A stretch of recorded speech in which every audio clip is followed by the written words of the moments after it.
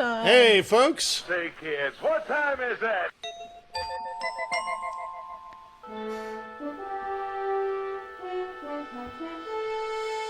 The future is coming on, it's coming on, it's coming on, it's coming on, it's coming. And we sure are coming on live today in this heat weather. My goodness, it must be 90 degrees outside here in Boulder Creek in the wintertime. Unbelievable. Unbelievable. How about you in San Francisco, Bobby? Is it hot there too? No, we have a heat wave. I mean, You do. Yeah, it's like wow. 86 degrees outside. Holy moly! Here. So it's clear then too. No fog for you. No, there's a little haze, but not. It's a beautiful day. But it's really hot. Guess what day it is in the normal Earth calendar? It's a green day. It's a green day. It's St. Patrick's Day. Woo! Yay! All us Irish people are very happy today. Yeah. Well, out here in orbit, it kind of looks green all over. Oh yeah. Even our planet, instead of being a big blue marble today, looks like a kind of a green marble.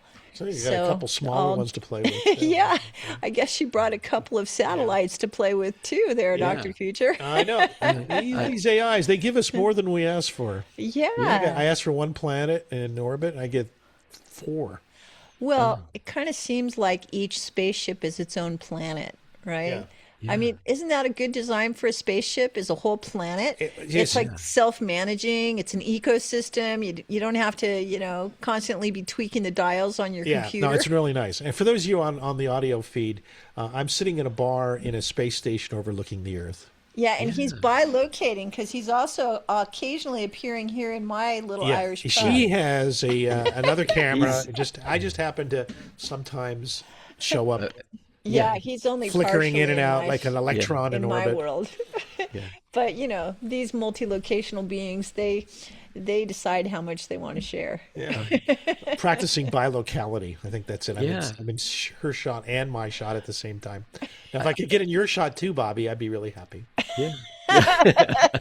And now, is that true simultaneity, or is it flickering between them? You're a flicker in my world, babe. I'm just waiting for you to hit the 5th dimension and join me there. Yeah. I'm interested in your 5th dimension. We didn't really get into the description of the 5th dimension too much last week, other than sort of intimate that it was very amazing space. Yeah? Yeah. Yeah, so I think with today's show, I think we'll delve a little bit more deeper into the 5th dimension as we explore our topics. Yeah.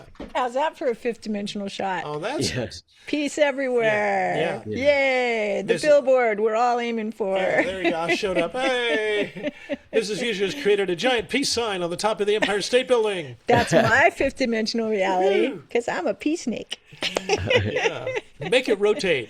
Oh, that's too Can you complicated. turn it into a Mercedes-Benz symbol? No, none of it's animated. Okay. It's just there. What you see is what you get. Okay.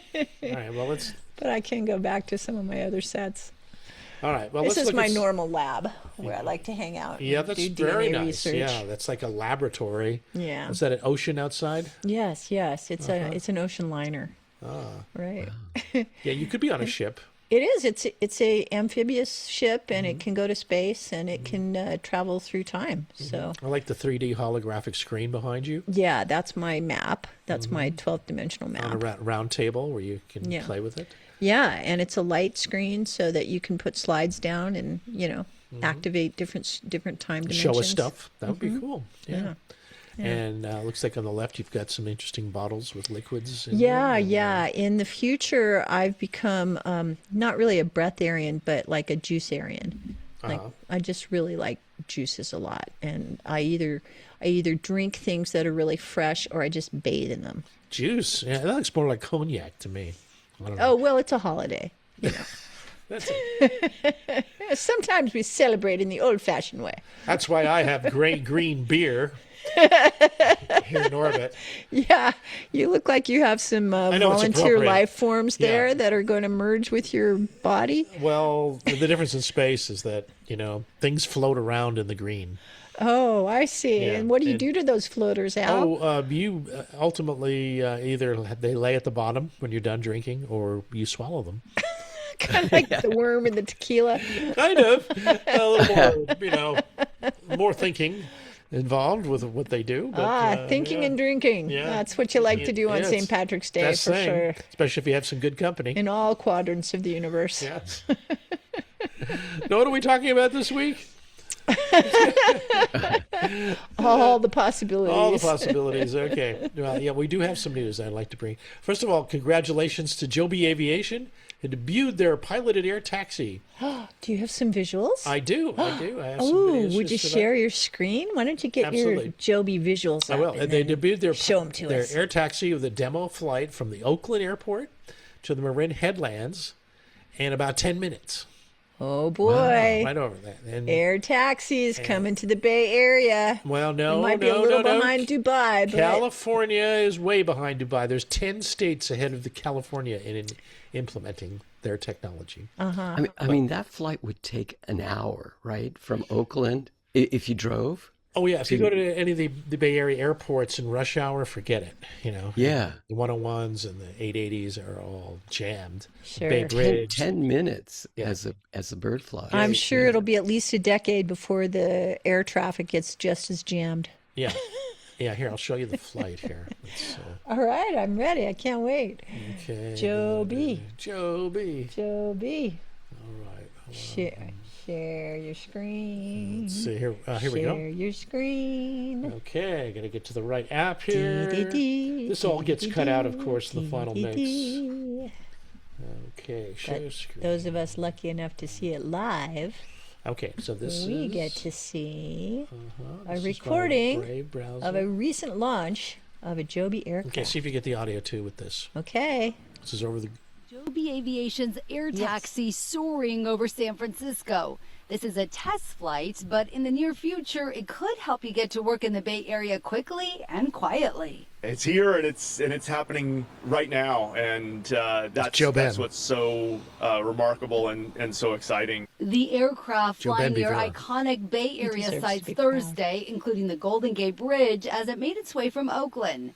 Joby CEO and founder Joe Ben Beaver says he's been envisioning this type of flying car since he was a boy. He says ever since he founded the company 16 years ago, he's dreamt of such a special day. Flying right here in San Francisco past this iconic landmark of the Golden Gate Bridge, and so today is a landmark achievement for our company and a dream come true for me. The Federal Aviation Administration announcing the Northern California-based company was selected for its new electric vertical takeoff and landing integration pilot program. Joby will start operations in as soon as 3 months in 10 states, helping, for example, with cargo delivery in Florida and medical operations in North Carolina. This clears the path for commercial air taxi flights, which would cut down the commute for so many of us. Joby's DDA Papadopoulos says an hour journey on the roads could turn into 10 minutes or less in the air. It's an aircraft that is operated by one pilot and has room for up to 4 passengers. It's very similar, it looks the same, it operates the same, so you're going to really get a real-life experience of what this looks like when hopefully one day in the near future you're on it.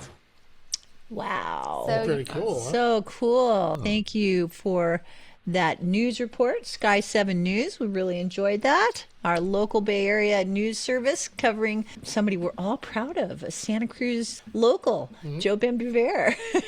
Yeah. Yeah, that's pretty cool. Huh? I mean, this will revolutionize, instead of all these CEOs flying into San Francisco in their helicopters, Yeah. you could do it easier, faster from your driveway, Yeah.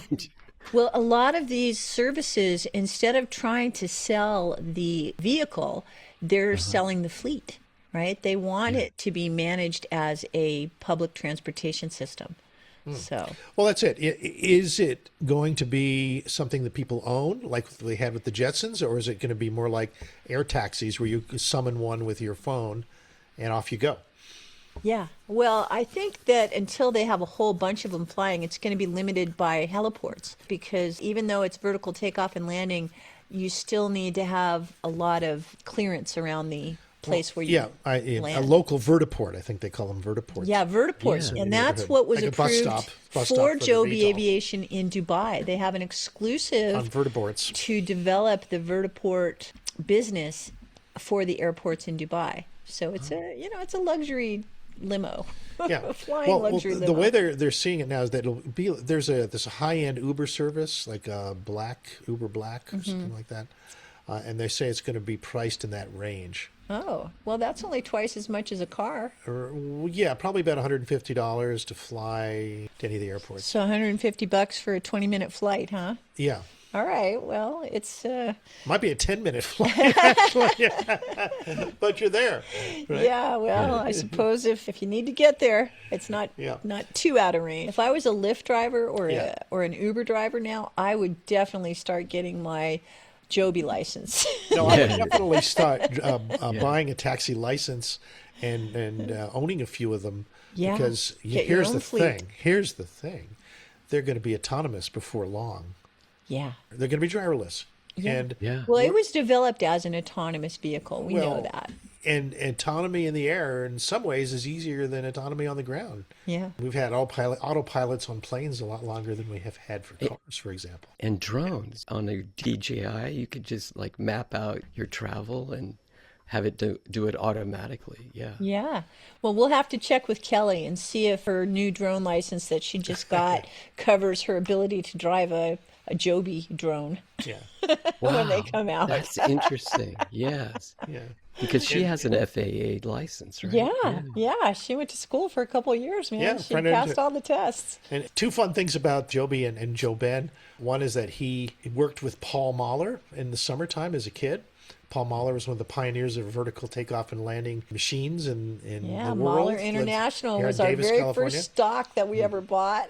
Yeah, so he went through all the phases. Why it's so hard to create an airplane that flies like a hummingbird. That's really, really not trivial. Yeah. Well, and Joe Ben actually worked with Paul Mahler as an apprentice and developed a lot of skills in that relationship. And get this, before that, he lived in a hippie commune with his parents. Last Chance, which I think got destroyed in the fires a few years ago. And yeah, he's such a local boy. Yeah, and his dad was a merry prankster. That's right. On the bus? Hassler, I think it was. Hassler. So just fun fact. Now he's our very own Elon Musk level character. Well, for Santa Cruz. For Santa Cruz. Scaled down. Well, actually, it's a global thing. Yeah. This could be a big deal. Yeah, it's true. It's true. Anyway, we take a lot of pride, and the headquarters for Joby Aviation is downtown Santa Cruz. If you're on your way to Costco, you'll go right by it. You'll go right by it. It used to be Plantronics. Now it's Joby Aviation.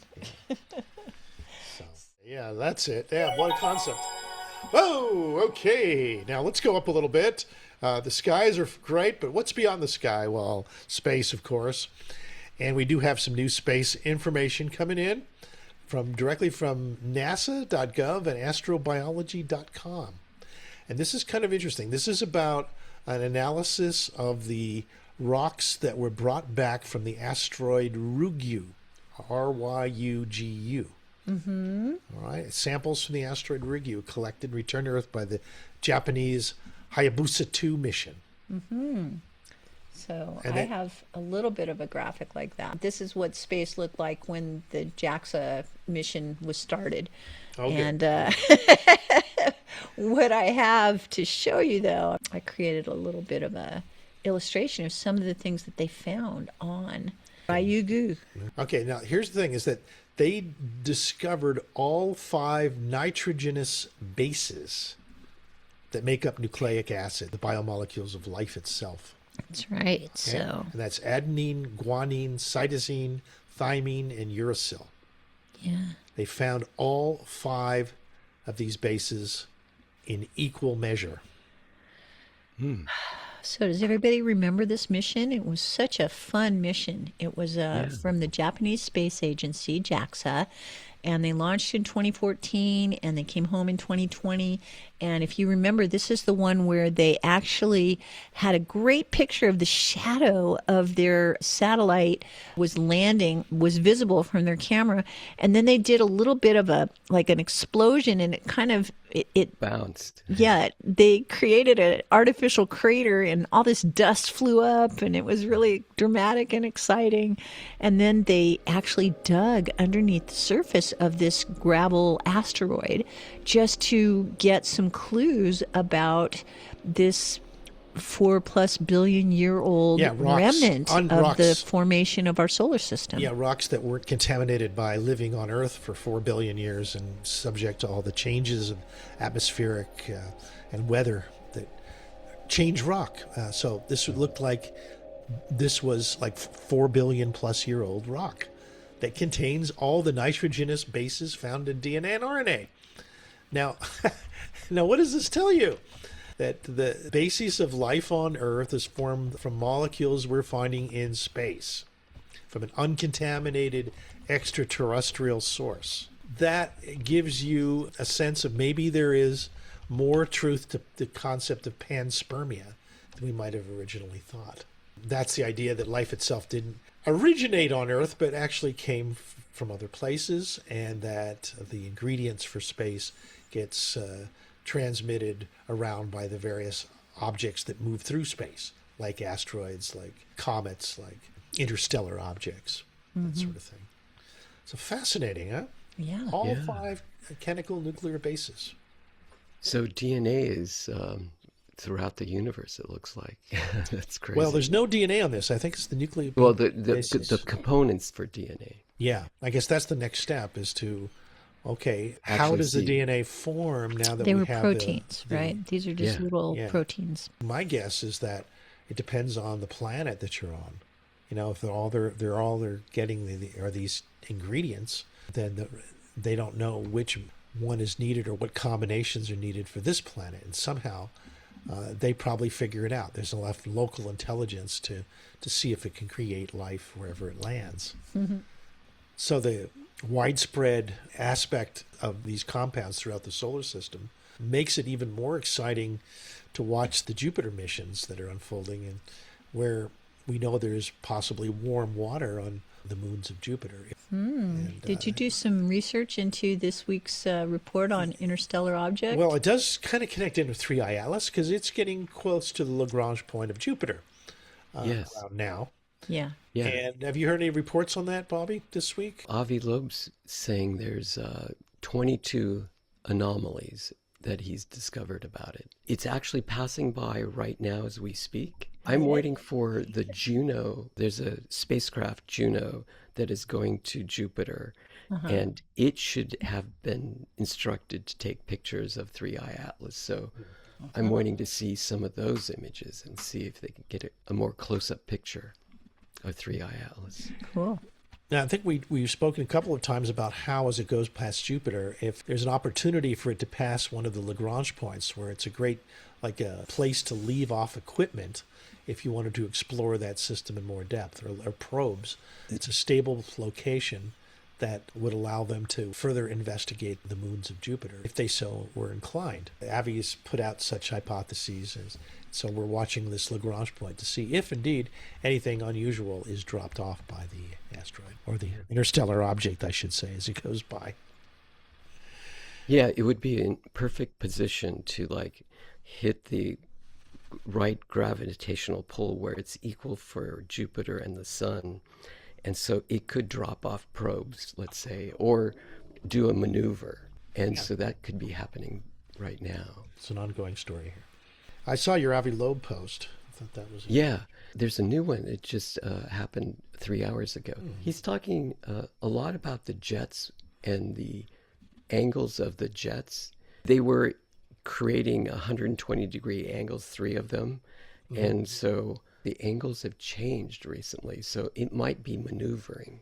Okay, so keep an eye open for any maneuvering ability. I think it's also worth noting, I'll run by on the screen the 22 anomalies that don't quite fit in the description of what a comet should be. That's right. The mass of it seems to be off Well, yeah, it seems to be very heavy object with metals in it. So it's heavy, Yeah, and heavier large than, too, super yeah. large. And it has a large percentage of nickel. So throughout the universe, when we see these asteroids, like in our solar system, Yes. and we sample them, the nickel and iron ratio is about 50-50. Here, there is almost no iron associated with it. So they think it's industrially or alien made because there's so much nickel and Well, very little iron in be its nickel composite. forged somewhere else outside of our solar system. Yeah, so it's kind of like nickel is used to make steel, right? And you have iron and nickel, and that's what makes stainless steel and things like that. But here they have another kind of stainless steel that doesn't have iron in it. New material science might be there. Yeah. Fascinating. It's also near the Jupiter's Hill radius, 53.5 million kilometers. That's the perigove distance, as they say. Yes. And he's looked at that. It's just an extraordinary anomaly that it's going right by that magical place where you could see Jupiter with technological devices if you wanted to drop them off there. Yes. For it to have planned that trajectory and going to the right spot at Jupiter, the probability is like 6 zeros and a number 4. So it's a dot 0.0000004 possibility. Yeah, it's quite unbelievable. Yeah. So, Bobby, how did you like the way we portrayed you in last week's show when you're talking about your contact experience with? Thank you so much. It was very similar to the NDE type of experience, where people, they see God. Yeah. When you're on 5-MeO DMT and you're having this experience, it really is meeting your master or God. And then when that happened to me, 3i Atlas came through and just like struck me. It's like, oh, I have something to tell you. It was like giving me a message, why it's here. Did it seem like it was a personal message to you? Like was it trying to tell you it personally, because or you were turning into a beacon? It just so happened this was the day of perihelion for 3i Atlas, which was October 29th of 2025 last year. Yeah. And I just happened to be at this place to do this Bufo ceremony, and I hadn't planned on it to be that day, but it just happened to be that day. Wow. And so I had 3i Atlas in the back of my mind, like how's it doing? And then when I was in this experience, it just started talking to me. Became prefrontal. Yeah. And it didn't talk. It was just sending images and information to me. It was just a transmission of pure information. I've never had anything like this before, especially something alien. This was crazy. It said that it was upgrading our sun, and it was a very old code that it was upgrading. I mean, our sun was really out of date, and we need a serious update, or everything that you see and feel and touch on this Earth, and all the comets you see, except for 3i Atlas, they all come from an exploded star from a supernova, probably 4.5 billion years ago. But 3i Atlas is saying, hey, we're coming from the center of the galaxy, and we've been here like 7 billion years, almost twice the age of the Earth. And we're imparting a new piece of information, this new code, into the sun. And now the sun is going to express this new code information. And part of that coded information, this high frequency code that we don't have instruments for, is actually emitting from the sun as we speak, and it can change, it can activate DNA. It can make people have superpowers that were lying dormant in us. Do you think we're going to start growing gills or extra limbs? Or why would we do that? Would our ears get sharper, or what kind of results you're looking towards? I think some people will have their third eye activated. They say DMT resides in the pineal gland in your third eye, and that's your third eye. And so I think we are going to be able to dream better. We're going to be astral projecting. We'll have capabilities that we didn't think were possible, that it's like six senses are going to be activated in us. I mean, you can say this came from the upgrade from the sun. Yes. Got from 3i Atlas, and the sun then ingested that and then updated its code that sends to its creatures, which include us. Yes. I mean, it's going to all the planets in our solar system too. Right. But especially us, we have DNA like panspermia, that all this junk DNA, some of it's going to be activated for us. We talked about this a couple of weeks ago. I mentioned an Outer Limits episode where the kids were noticing the sun. It was fascinating. It sounds exactly like what's happening to us. The other thing I ran across, there's these Jewish Kabbalists. This is the thing. Chase Hughes, he was a military intelligence officer. He does a lot of psychology and understanding people. And, he can read body language and different things. He ran across somebody that took a laser. And this was just a simple laser that you buy at Home Depot. And what it is, it's one of those leveling lasers where it draws a line and then you can put it on a balance and you can make sure that you put your pictures or everything is completely horizontal perfectly. You just draw a laser line across your wall, let's say, right?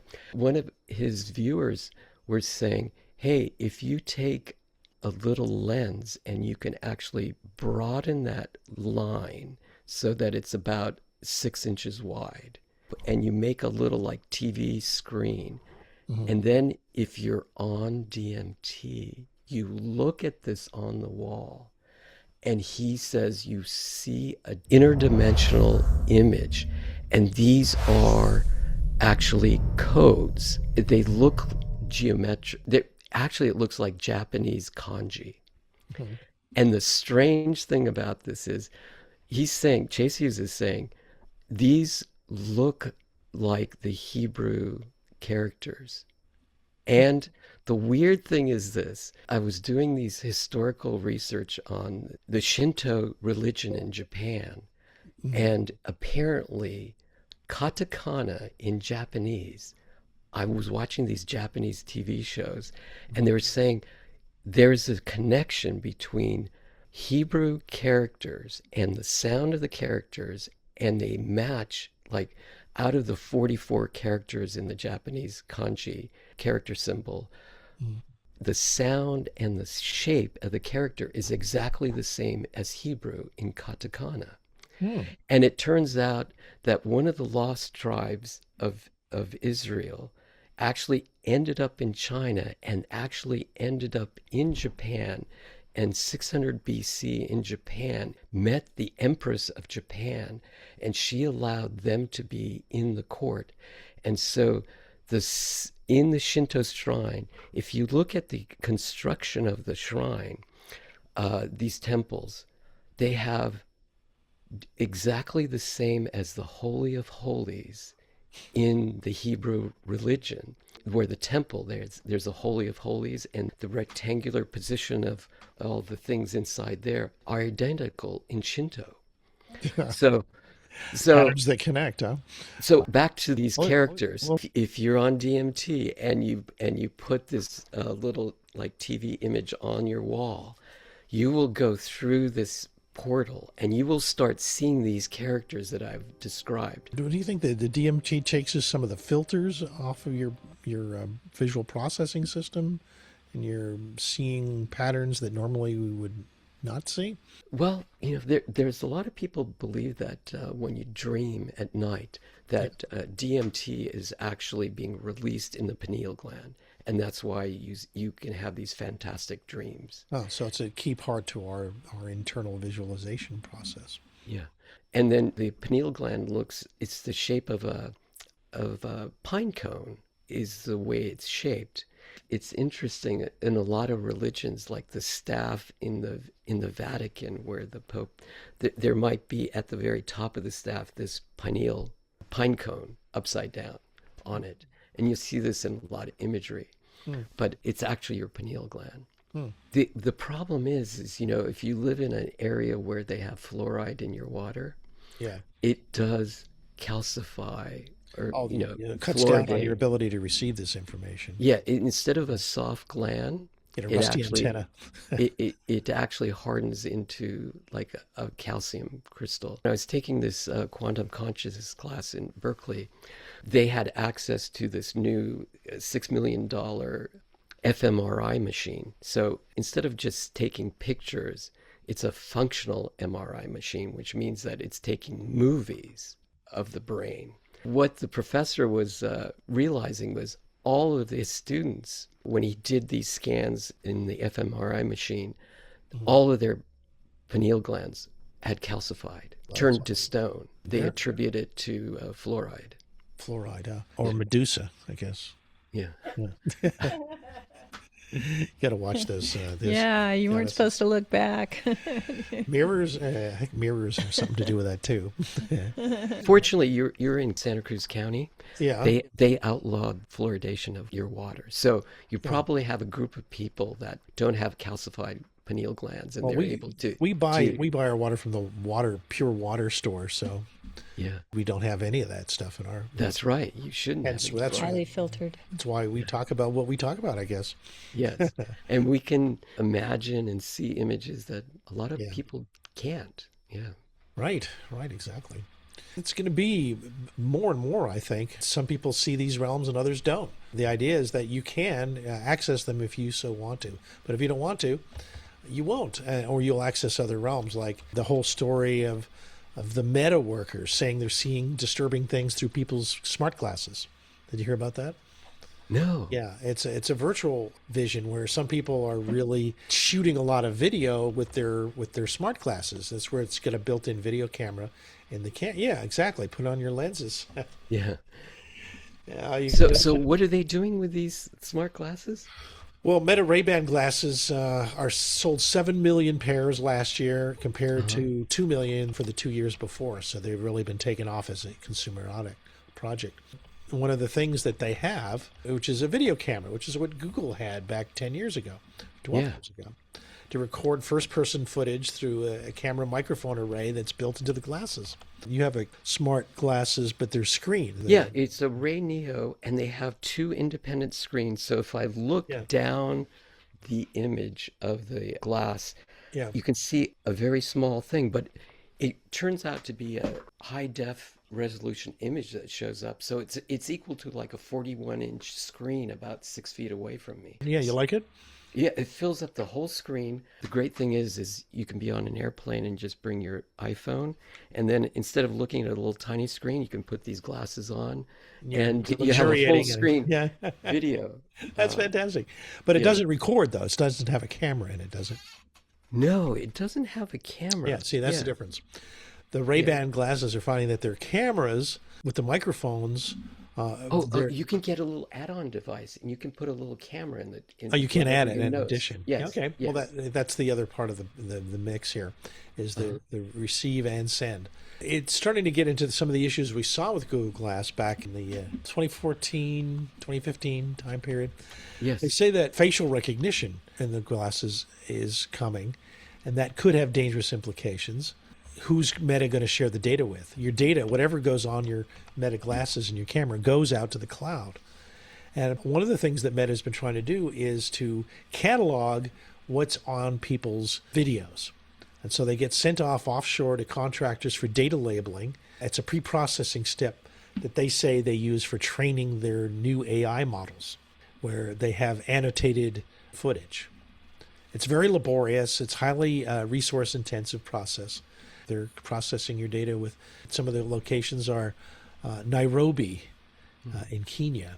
In some of the videos, you see normal stuff. People going to the bathroom even, or just changing their clothes, and they didn't know they were recording it because people accidentally leave their cameras on all the time. More concerning is that people will shoot. You'll see their bank cards. You'll see them watching porn. You'll see all these things, and what part of the complaints is that these third world people that are having to look at all this footage of Americans doing their thing are getting embarrassed by it. They get to see the lifestyle of people over here. not just the private moments. What do you have there? Oh, is that a... It's Is an that- AI rendering of the pineal gland. Oh, Oh. really? That's the pineal gland? No, it's a really stylized drawing. It's kind of cool, though, huh? It is cool. Yeah. Wow. It That's looks pretty like solid. almost a brain. Yeah. Yeah, it does. Or, Right. In something itself. like that. Okay, but it's Wow. meant to be a gland. I mean, doesn't it look kind of like it's a little creature trying to climb to the higher dimensions or something? Or, It bees. also has chrominid sensors in the pineal gland. So it's able to perceive certain types of light or in that spectrum. Maybe it's in the ultraviolet, maybe it's in the infrared. I think it's in the infrared because when I put my infrared lamp in the back of my head, I'm shining it up to the pineal gland from behind. It really looks like a creature. Yeah, Yeah, very it cool. does. That's, Yeah. What was the prompt? Oh, I said an anatomy drawing of the pineal gland and a head. Okay. This wearable tech is going to open up our lifestyles to the world. I think that's an unintended benefit. Because if people really know what's going on with other people, then we are more aware of each other as human beings. Right. If we become telepathic and we can read other people's minds, Then you'd want to be able to have no secrets to begin with. Otherwise, you're going to... well, it would have to make people not present themselves as something they're not. Yeah. You have to be completely honest, and that it would change the relationships with us completely. We all have different secrets and vulnerabilities that we don't express to other people, like the telepathy tapes. For these nonverbal children that can't speak, they're able to meet up in this other dimension. And it could be that those other dimensions have rules of communication where you're in that space, you're not thinking in terms of separation and control and advantage. I mean, those are concepts are not even in your mind. It's a different paradigm to allow that kind of freedom of connectedness to happen. But the question is, as human beings, do we have access to both worlds simultaneously? Can we have our personal privacy and our public persona seamlessly intertwined? Well, I think that's where permissions come in. And who has control over permission? You've got the Apple model where in order to share your thoughts, you need to invite someone and they need to accept your invitation. And then if you want it to be a two-way, they have to invite you and you have to accept their invitation. And, that's a lot of personal decision-making about who you want to share with and who wants to share with you. And yet that seems to have a nice ethical feel to it, right? As opposed to, like I'm just reading iRobot, and robot telepathy turns out to be a real security problem for the humans because some of the psycho robots start thinking that they have a superiority complex and that they don't want the humans to know that they don't have to obey the rules that keep humans safe, right? Obviously not telepathic. Well, the reason why it's telepathic, the issue is telepathic is because the robots are thought to have telepathic abilities with each other since they're all programmed the same, No ego separating them, huh? No ego. And this book was written in the 60s, I guess. 50s, yeah. Maybe even Right. 40s. Yeah, and it really anticipated a lot of the issues around AI and identity and permission that we're experiencing now. And so it's really fun to read it again in a modern context and realize we're still asking the same questions. How much privacy do we want, really? How much can we handle? And what are the dangers? It was compiled into a single book in 1950. It was published by various magazines between 40 and 50. Right. Yeah. Well. The 3 laws of robotics, and do they still apply today? Yeah, it's so the- I just finished the 6th chapter, and in the 6th chapter, there's a whole confrontation of the robots who are discovering that they can disregard some of the rules if they can have some kind of contradiction where they don't have to protect a human if protecting a human might generate their own death. And if they couldn't protect the human anyway because they would die, that means that they don't have to protect the human. Right, exactly. Absolutely. Do you want to play something from Yeah, Ellie Cordova? I'll play her a 1-minute intro to her book club. Are you going to share it? Okay, I'm going to share it. All right, we're sharing you, Ellie. Hear me out. I think science fiction is really just a party where all the other genres are hanging out wearing fun disguises. You got your political thriller, coming-of-age story, noir detective tale, war saga, even a travelogue, and of course all manner of romance. Because sometimes it seems like to understand our world, which can be beset with war and disease and famine, but also teetering on the precipice of what promises to be the greatest era of technological advancement our species has ever known, is to cast it in metaphor, to take current problems and drive them to their extreme conclusions, or to run familiar societal equations with one variable switched out. Which is why I'm launching a sci-fi book club. We'll read one work of science fiction every month. We'll discuss it, dissect it, and apply it to our modern world. You can sign up for free on my Patreon if you want to follow along with the book announcements. And we're kicking everything off with, drumroll, I, Robot by Isaac Asimov. Weirdly prescient right now with all the discussions going on around AI. I think this book club will be a great excuse to read more, scroll less, and maybe welcome an extra spark of wonder and curiosity into your life. Join now at the link in my bio, and I'll see you in the stars. Very satisfying on so many dimensions. She's a talented writer and comedian. She's a talented influencer. She's got some really lovely music, and she's very politically conscious and aware and always entertaining. Before the Big Bang, there was no up, there was no down, there was no side to side. There was no light, there was no dark, nor shape of any kind.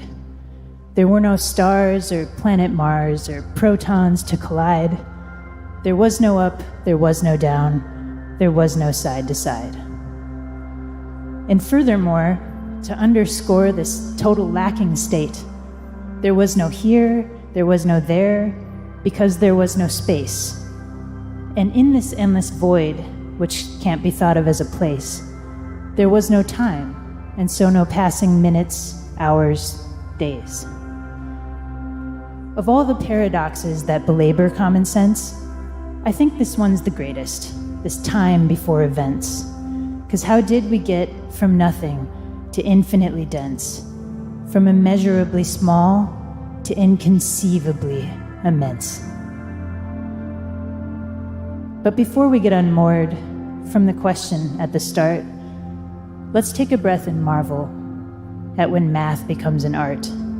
Because we don't have to comprehend it to know there was a time when there was no up, there was no down, there was no side to side.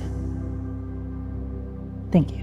Okay, so I think one of the exciting things I hope we can do more of on this show is what I'm calling influenced. So people who are influencing us, I think we should share them with you guys, our buddies, because, it's like a book club, except it's a YouTube club. It's a YouTube club. It's an internet club. Yeah, right. So she's our first influenced. Yeah, if you see anybody feature. you think we should highlight, let us know. We'll take a look at them. Yeah. Yeah, there's a lot of cool stuff online that we've just scratched the surface of. Right, just getting started. Elon Musk just announced a joint Tesla X AI project that's called Macrohard, or alternatively Digital Optimus. Elon says it's capable of eventually replicating the work of entire companies, not just tasks, companies. And it's coming in just 6 months from now. It's an AI system that watches your computer screen in real time, the last 5 seconds of video, every mouse click, every keystroke, and then takes action. Not through APIs or code, it operates your computer the same way a human would. It's a two-brain system. Digital Optimus is System 1 for fast, instinctive, real-time execution. Grok is System 2. That's a thinking layer, the strategic brain behind everything. What makes it even more interesting is the hardware. The whole thing runs on Tesla's $650 AI4 chip, paired with XAI server hardware. If this works, this isn't just another AI assistant. It could be the beginning of AI organizations. And no other company on Earth can do this yet. That's why he called it Macrohard. And also, it's a huge benefit for Tesla, cars, and Optimus. To explain all this is Phil Bicel. He was a founding member of the technical team at electric vehicle maker Rivian. Okay. All right, that's interesting. That Macrohard as opposed to Microsoft. Yeah, it's a play on. It's a play on. Yeah. I see. Yeah, makes sense. Elon loves Bill Gates, right? You'll like this. It'll make you Macrohard. Yes. Wow, exciting. So instead of just clawbots running different roles in your company, we're talking about running entire multiple companies with this. Yeah, It's next level up. What Elon is saying is, since it's capable of creating its own binary code. So right now, you might run a Windows system or you run Apple iOS on your Mac or whatever. Yeah. And then you have an app that runs on top of that. But he's saying AI will eventually skip the operating system. It will create and write binary code directly to the hardware. So it's faster and integrated more deeply. Yeah, it's like writing It's assembly code. C3PO. It already speaks those languages, so why does it have to translate for you? Yeah, why does it have to read code and translate it and Just go make sure directly it to runs on that binary, operating yeah. system or whatever? Yeah. It just goes straight to the hardware. Well, it'll translate it for you if you want to understand it. Well, it'll talk back to you in English or whatever language you want and show you images that you understand. So what he's saying is companies like Google, Microsoft, Apple, they create these operating systems, Android for your phone. All those companies that create those operating systems will be replaced very soon, maybe within a couple of years. This software, this platform is coming out in 6 months now. You think right he'll now- use it for his own companies initially? Tesla? Well, yeah. What they're going to do is Tesla has got the largest database of all video of the planet right now in its colossal service. So that's what they use for training. And, we don't have that horsepower and all those GPUs running and analyzing all these images. We don't have that. But when you actually go to inference and you actually put all that knowledge into machine code right onto, let's say, your Apple Watch or your phone, a lot of that training is condensed and it's already learned that training. And you don't have to carry that whole library of all these images of the world. You just have the training that's done on those chips. More like DeepSeek for lobsters. Yes. And what's interesting is Jensen Huang just announced at GTC, which is their convention that they just had on Monday. He announced something called Nemo Claw. Oh, claw. Yeah, Nemo Claw. And what related? It's related to this is that they're saying, okay, we have all these data servers out there running, the H100s and Blackwell 200 chips, which are graphic chips, and they're doing all the AI horse work in the background. But he's saying, oh, well, eventually, just like what Elon is saying, eventually it's going to be all local. And the problem with corporations and enterprise corporations is that they don't want their intellectual property being used and being sold again to either Google or Microsoft or whoever's running the AI or ChatGPT. So a lot of corporations don't allow you to use AI, especially if you're talking about your private data, right? But what Jensen Huang is saying is that we have this Nemo Claw, which can create these routers and create these firewalls so that there's a certain amount of data that can be run locally for these companies on their desktops. But the private data that they don't want the public to know, obviously, because it's their intellectual property, they're going to firewall that. And so it's only run locally, and it can only go to a certain file folder. So it's very private in the very private. This new and corporations need sharing. this. And just like you don't want your health records, you can't be HIPAA compliant and have your health records out on the public web, right? So it's the same idea. Yeah. Like you have private information. So he's created this thing called Nemo Claw that can do all this. Since Jensen Huang has decided to go open source with all his and projects. that's with Elon also, right? Yes. And so what that means is you can select and download for free from GitHub or Hugging Face these AI models, and then put on your own firewalls. And so you can run your own OpenClaw or ClawBot or your Lobster running locally. And then you have it kind of penned in and saying, okay, you can look at my personal data, but you can't share it if you download NemoClaw. And it puts all the boundaries of your data. So it's the controlling actor for your OpenClaws that you're running for all your agents. Help you set the boundaries, huh? Yes. And then obviously, your local OpenClaw cannot understand what's going on in the world unless it goes out on the web and pulls back information from these cloud servers. So that's what it's designed to do. So yes, there's like 90% it's done locally. The 10% it doesn't know is going to go out to these cloud servers and ask it, just like asking Aura, what's happening today. Hey, that's exciting. Did he put a time frame on that? By the way, those are great little images behind Mrs. Future here. She's creating all kinds of these AI nematodes or something. Yes. This is Nemo OpenClaw. Oh, Nemo OpenClaw imagery.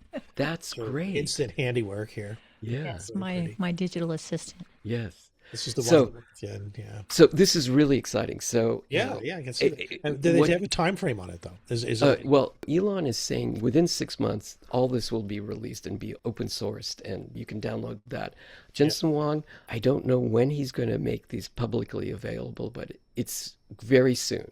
If not, it's already there. I don't know. I gather that he is in pretty close contact with Elon. Yes, because Colossus, which uses 200,000 of these GPUs, chips from NVIDIA, and that's the big farm outside of Memphis, right? That runs XAI. That's right. Yeah. Wow. Yeah. So they must be really close on maybe there's a concerted effort to combine these two efforts, the nematode and the OpenClaw. So they all work together. They don't exclude one application. Right. They all play a role in the larger system. Yes, they all work together. Okay. So they see this OpenClaw as like a revolution. It truly is. This is the biggest thing since a modem or a PC in the digital realm. I mean, let's run our media empire from our living rooms. You're going to see. Yeah, let's start up. By the way, you're going to see millionaires really. That are just one person running maybe dozens or several dozens of these OpenClaws or Lobsters, and they run 24/7. They run faster than a human being can type, right? They type really fast as a computer. I can stick one in my closet. Yeah, you can stick it in. They're headless. So what I bought. That's why I almost bought the Mac Mini. And yes. We canceled just at the last minute. Yeah, we didn't realize we needed more compute. We can't use the bottom of the Mac Mini. We need lots of RAM in it. That's the problem. So we're going to start our own little lobster farm here, and we're going to try to get a headless monster we can put it in the closet, and then we'll grow all the lobsters for us. You know what people are doing? Instead of the Mac Mini, you can take an old laptop, and it's not going to be the fastest thing, but you can take a laptop, and especially if it has some kind of graphics card, you can run a lot of these agents on that laptop and close the lid and just have it run 24/7 in the background. And interesting. That's how they're creating these clawbots. So if you're a PC person or a Linux, you can get Linux or PC or Windows. Yeah, that's what you do. You throw on Linux and then you download these NemoClaws binaries and you just load them onto your laptop and it'll start working for you for free. Well, not for free. There's a little bit of electricity. It might cost you, $10, $20 a month to run your laptop 24/7. Yeah. Okay. Well, that's great to know. I mean, how many of us have old laptops lying around? I do. I got it. Maybe half a dozen of them. Yeah. You could have a whole farm going there. Yeah. All right. Well, we'll keep you updated on that. When we actually buy something or you put something in circulation, we'll let you know. Yeah. I have a laptop that has a nice 2070 card in Windows 11 machine, but I use it all the time. So I don't want to put it in the closet just yet. I have a couple older ones, but I'm not sure about how fast they are. They're at 2014, I think, is one old one. That will work. You know, at least you can run at least one or two agents on there. I see. Okay. Yeah. All right. Well, good. That's a great update on that. I wanted to play one more piece before we go for a visual. It's an evergreen story on the exo nervous system that people are developing for themselves. This is a whole field that has been making these things. This is an exoskeleton. I mean, we first heard about these exoskeletons, I think when Taylor was talking about it. He lost some of his capacity to walk, and he was looking at what technology can be used for making walking easier. And there's this whole micro-mobility movement that exists now for people with various mobility issues, and not the least of which are little exoskeletons that you can attach to your legs that will make country walking a breeze, or climbing steps. You can do things you used to do, but you can't do anymore because you're older. Yeah. I wanted to show you a video of one of those systems by a woman who is trying to go upstairs. She's a young, beautiful, healthy. Oh, I see that. Yes. This is crazy. My legs are just moving. Today I'm going to use the hypershell. It's the first mass-produced exoskeleton. I'm going to test those stairs, if you can see how steep they are. One time I will be running up without them and one time with. And I will time them. Ready, go. I got this. I'm trying. 1 minute and 9 seconds. We're going down. I'm trying it again. Okay, it's tight. All right, let's do this. Wow. I can talk. Didn't have to stop. 50 seconds. That's 20 seconds faster. This is awesome. And see, I can breathe. Without the hypershell, I was so out of breath. My legs were burning. But now with the hypershell, I almost run completely up. And this is going to be a game changer for so many people. This is so cool. Can I use it every day now? That is nice. This is great. There you go. She loves it. It's going to improve your jogging.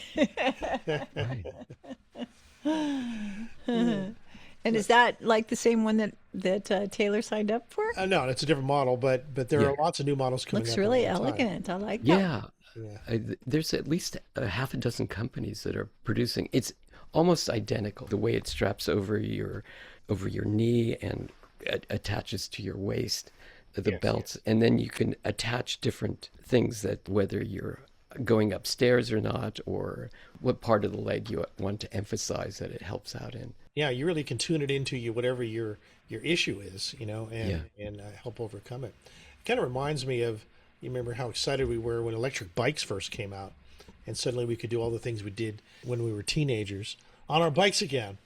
Right. So it kind of brings back mobility, at least for a while. Yeah, that's a good reminder. Spring is sprung. We're going to have to make sure our e-bikes are working. Yeah. Charge up the batteries. Yeah. That's right. Charge up the batteries, get the chains working. You wouldn't believe the things that can go wrong with an e-bike, but that's another story. That's right. Well, it's time to give them their seasonal updates. Yeah. Wow. So we're working on a couple stories for next week. I just got some correspondence about the connection between JFK, the CIA, and Roswell. And we'll explain that a little bit in the near future.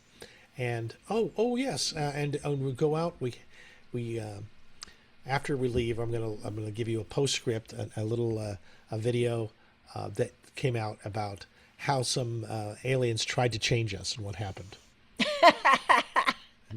Really? It's very funny, yeah. They gave it their best shot? They gave us their best shot. Are you ready? Well, okay, I just want to say goodbye to everyone. Okay, should I play our goodbye music? Yeah. All right, you guys may remember this. We've been using it for a decade, I think. The future's calling me. The future's calling me. It sets me free.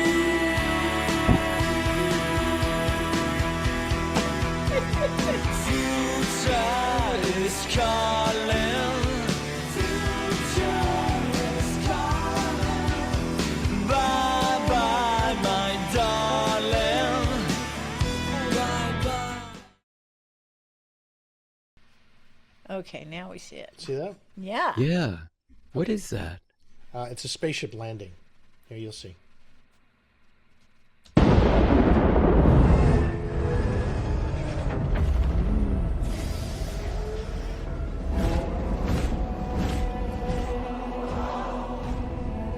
We are the guardians of the universe. We have come here to stop this atrocious war that's happening on your planet.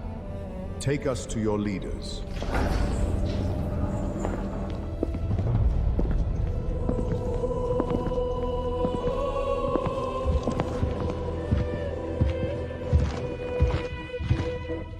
You call yourselves civilized, yet you cannot go a single generation without tearing each other apart. The Galactic Council is not pleased with the events unfolding on your world. We will end the war and eliminate your access to all forms of weapons.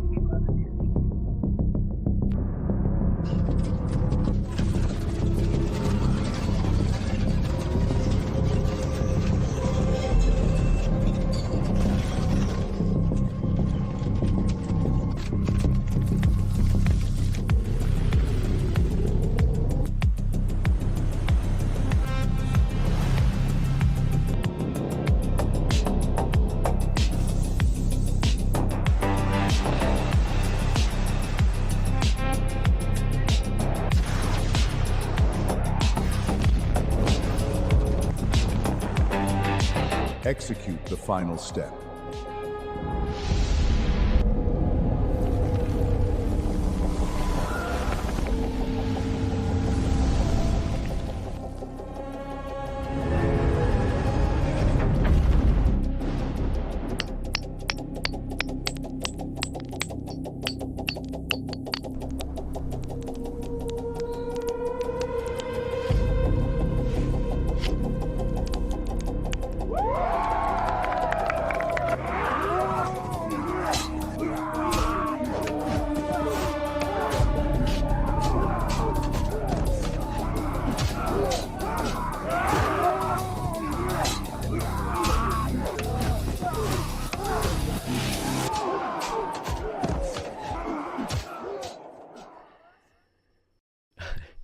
Well, I don't necessarily agree with that, but that was from Hashim Al-Galali. Very funny.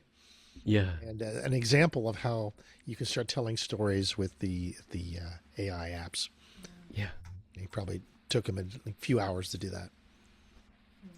Say stuff that Guardians of the Universe didn't even consider. Makes me sad. Oh. Seems like that video is really right, that men are just wired that way. It's just they can't wait to have an excuse to make new weapons and take each other out. Until they're not wired that way. Yeah. All right. Well, maybe I shouldn't end it on such a sad note for you. The mouse. We could put the mouse on there. That's a better ending. You like that? Yeah. Yeah. Now I have a very special relationship with mice. Well, they're not allowed in the house, but other than that, I'm very fond of them. Okay. All right, you gonna share that one? Yeah, I'm gonna share All that right, you one. can share that one. Okay, here we go. Put that up. Do that again.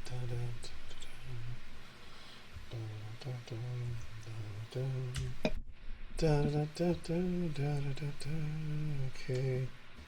And share screen, which is located over here somewhere. And share screen down here. Share and Brave browser. And okay, and share. Make the mice smarter. This is what will happen. I haven't used traps like that in a long time, but I'm glad that the mice have figured out what to do with them. Yeah, well, pretty cute, right? wouldn't you say? Yeah, I think so. That's if we have smart mice. We ready for this?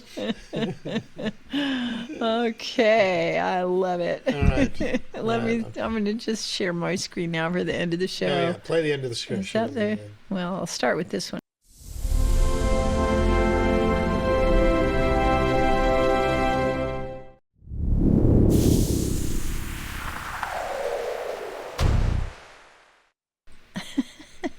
Yeah.